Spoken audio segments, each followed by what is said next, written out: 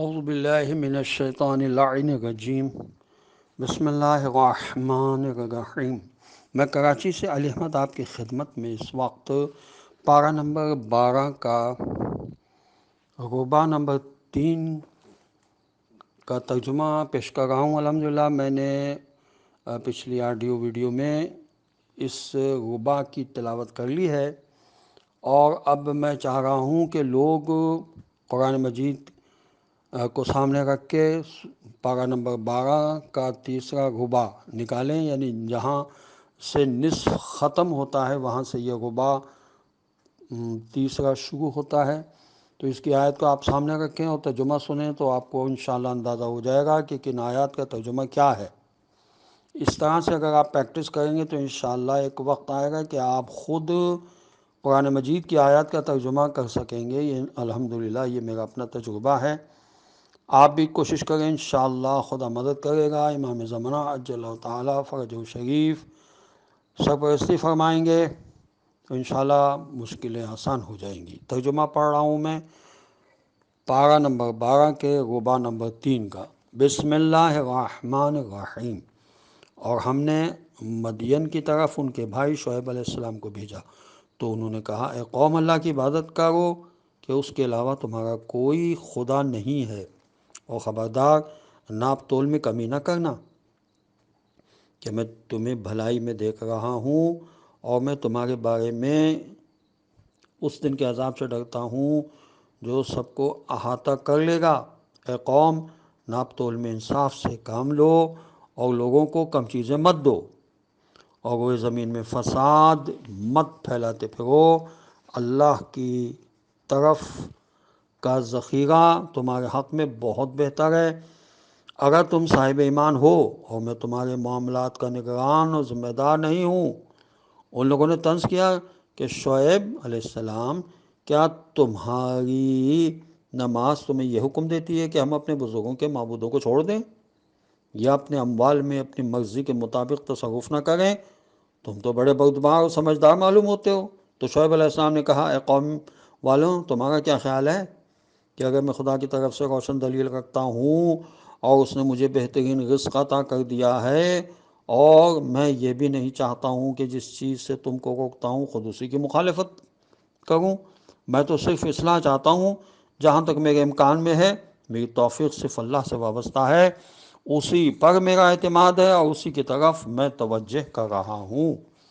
اور اے قوم، کہیں میری مخالفت تم پر ایسا عذاب نازل نہ کر دے جیسا عذاب قوم نوح علیہ السلام، قوم ہود یا قوم صالح پر نازل ہوا تھا، اور قوم لوط بھی تم سے کچھ دور نہیں ہے۔ اور اپنے پروردگار سے استغفار کرو، اس کے بعد اس کی طرف متوجہ ہو جاؤ کہ بے شک میرا پروردگار بہت مہربان اور محبت کرنے والا ہے۔ ان لوگوں نے کہا کہ اے شعیب علیہ السلام، آپ علیہ السلام کی اکثر باتیں ہماری سمجھ میں نہیں آتی ہیں، جیسے آج کل لوگ کہتے ہیں، اور ہم تو آپ کو اپنے درمیان کمزور ہی پا رہے ہیں کہ اگر آپ کا قبیلہ نہ ہوتا تو ہم آپ کو سنسار کر دیتے اور آپ ہم پر غالب نہیں آ سکتے تھے۔ تو شعیب علیہ السلام نے کہا کہ کیا میرا قبیلہ تمہاری نگاہ میں اللہ سے زیادہ عزیز ہے، اور تم نے اللہ کو بالکل پس پشت ڈال دیا ہے، جبکہ میرا پروردگار تمہارے اعمال کو خوب احاطہ کیے ہوئے ہے۔ اور اے قوم، تم اپنی جگہ پر اپنا کام کرو، میں اپنا کام کر رہا ہوں۔ ان قریب جان لو گے کہ کس کے پاس عذاب آ کر اسے رسوا کر دیتا ہے اور کون جھوٹا ہے، اور انتظار کرو کہ میں بھی تمہارے ساتھ انتظار کرنے والوں میں ہوں۔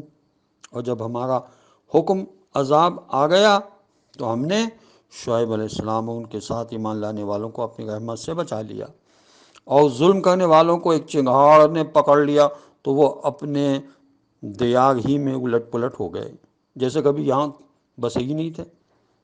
اور آگاہ ہو جاؤ کہ قوم مدین کے لیے ویسے ہی ہلاکت ہے جیسے قوم سمود ہلاک ہو گئی تھی۔ اور ہم نے موسیٰ علیہ السلام کو اپنی نشانیوں اور روشن دلیل کے ساتھ بھیجا فرعون اور اس کی قوم کی طرف، تو لوگوں نے فرعون کے حکم کا اتباع کر لیا، جبکہ فرعون کا حکم عقل و ہوش والا حکم نہیں تھا۔ وہ روز قیامت اپنی قوم کے آگے آگے چلیں گے اور انہیں جہنم میں وارد کر دے گا۔ وہ روز قیامت اپنی قوم کے آگے آگے چلے گا اور انہیں جہنم میں وارد کر دے گا، جو بدترین وارد ہونے کی جگہ ہے۔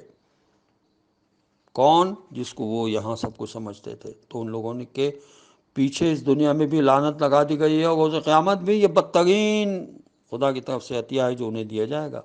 یہ چند بستیوں کی خبریں ہیں جو ہم آپ سے بیان کر رہے ہیں۔ ان میں سے بعض باقی رہ گئی ہیں اور بعض کٹ پٹ کر برابر ہو گئی ہیں، اور ہم نے ان پر کوئی ظلم نہیں کیا ہے، بلکہ انہوں نے خود اپنے اوپر ظلم کیا ہے۔ تو عذاب کے آ جانے کے بعد ان کے وہ خدا بھی کام نہ آئے جنہیں وہ خدا کو چھوڑ کر پکار رہے تھے، اور ان خداؤں نے مزید ہلاکت کے علاوہ کچھ نہیں دیا۔ اور اسی طرح تمہارے پروردگار کی گرفت ہوتی ہے جب وہ ظلم کرنے والی بستیوں کو اپنی گرفت میں لے لیتا ہے، کہ اس کی گرفت بہت ہی سخت اور دردناک ہوتی ہے۔ اس بات میں ان لوگوں کے لیے نشانی پائی جاتی ہے جو عذاب آخرت سے ڈرنے والے ہیں۔ وہ دن جس دن تمام لوگ جمع کیے جائیں گے اور وہ سب کی حاضری کا دن ہوگا، اور ہم اپنے عذاب کو صرف ایک معینہ مدت کے لیے ٹال گئے ہیں۔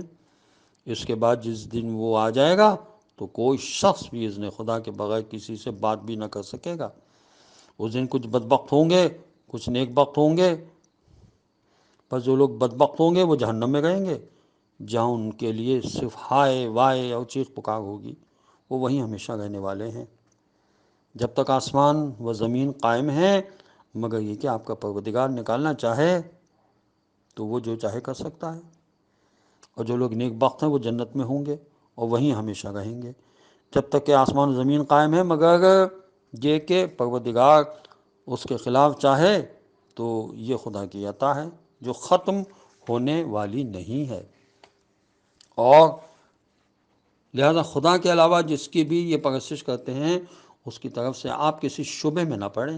یہ اسی طرح پرستش کر رہے ہیں جس طرح ان کے باپ دادا کر رہے تھے، اور ہم انہیں پورا پورا حصہ بغیر کسی کمی کے دیں گے۔ اور ہم نے موسیٰ علیہ السلام کو کتاب دی تو اس میں بھی اختلاف پیدا کر دیا گیا، اور اگر تمہارے پروردگار کی طرف سے پہلے بات نہ ہو گئی ہوتی تو ان کے درمیان فیصلہ کر دیا جاتا، اور یہ لوگ اس عذاب کی طرف سے شک میں پڑے ہوئے ہیں۔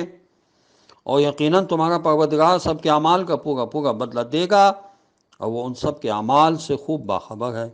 لہذا آپ صلی اللہ علیہ وسلم کو جس طرح حکم دیا گیا ہے اسی طرح استقامت سے کام لیں، اور وہ بھی جنہوں نے آپ کے ساتھ توبہ کر لی ہے، اور کوئی کسی طرح کی زیادتی نہ کرے، کہ خدا سب کے اعمال کو خوب دیکھنے والا ہے۔ اور خبردار تم لوگ ظالموں کی طرف جھکاؤ اختیار نہ کرنا کہ جہنم کی آگ تمہیں چھوئے گی، اور خدا کے علاوہ تمہارا کوئی سرپرست نہیں ہوگا اور تمہاری مدد بھی نہیں کی جائے گی۔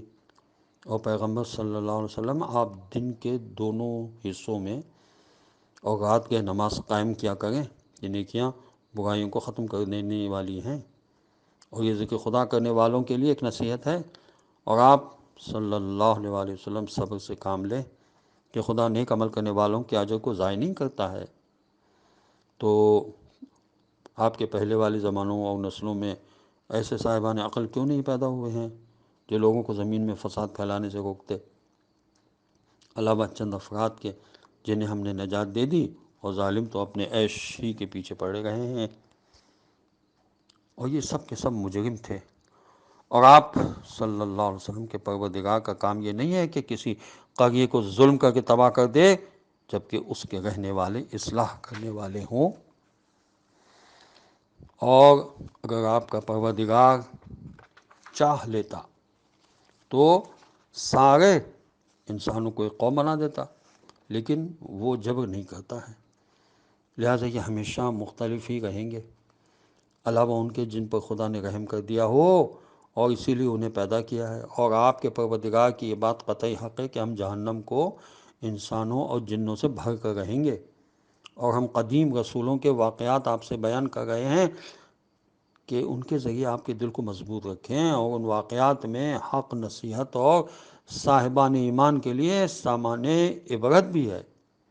اور آپ صلی اللہ علیہ وسلم ان بے ایمانوں سے کہہ دیں کہ تم اپنی جگہ پر کام کرو اور ہم اپنی جگہ پر اپنا کام کر رہے ہیں، اور پھر انتظار کرو کہ ہم بھی انتظار کرنے والوں میں شامل ہیں، اور اللہ ہی کے لیے آسمان و زمین کا کل غیب ہے اور اسی کی طرف تمام امور کی بازگشت ہے، لہذا آپ صلی اللہ علیہ وسلم اسی کی عبادت کریں، اسی پر اعتماد کریں، یا آپ صلی اللہ علیہ وسلم کا رب لوگوں کے اعمال سے غافل نہیں ہے۔ سورہ ہود ختم ہو گیا اور یہاں سے اب سورہ یوسف شروع ہو رہا ہے۔ سورہ یوسف علیہ السلام کی آیات 111 ہیں۔ اب میں یہاں سے ترجمہ پڑھ رہا ہوں اور ثلث تک ترجمہ پڑھوں گا۔ بنام خدا رحمان و رحیم۔ الف لام را، یہ کتاب مبین کی آیتیں ہیں۔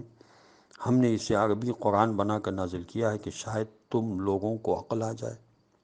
پیغمبر صلی اللہ علیہ وسلم، ہم آپ کے سامنے ایک بہترین قصہ بیان کر رہے ہیں جس کی وحی اس قرآن کے ذریعے آپ صلی اللہ علیہ وسلم کی طرف کی گئی ہے، اگرچہ اس سے پہلے آپ صلی اللہ علیہ وسلم اس کی طرف سے بے خبر لوگوں میں سے تھے۔